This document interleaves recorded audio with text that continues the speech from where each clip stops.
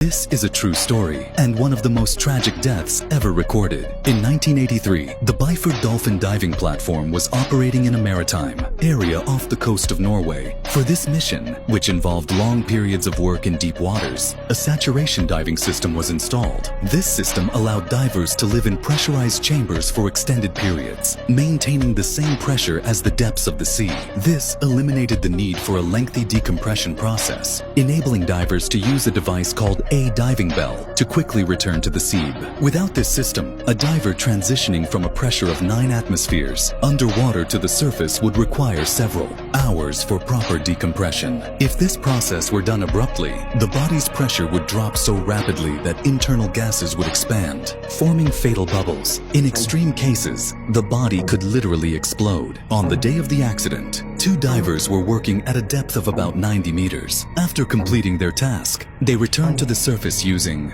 the diving bell and were then transferred to the pressurized chamber. During the procedure, 2 technicians remained outside to assist. The correct procedure was simple. Once the divers entered the pressurized chamber, the diving bell's door should be closed. Then, the chamber's door would be locked, and only after that could the clamps connecting the diving bell to the chamber be safely released. However, a fatal error occurred. After the diving bell's door was closed, the clamps connecting it to the chamber were released before the chamber's door was properly sealed. The result was catastrophic. The pressurized chamber instantly dropped from 9 atmospheres to the normal pressure of 1 atmosphere. The energy released by the sudden depressurization violently propelled the diving bell away. Of the 2 technicians outside the chamber, one was killed instantly and the other was gravely injured. Inside the chamber, the tragedy was even more horrific. The 2 divers who had just entered, along with 2 others who were resting inside, were disintegrated by the explosion. Their bodies were obliterated in an event so sudden it was compared to popcorn bursting.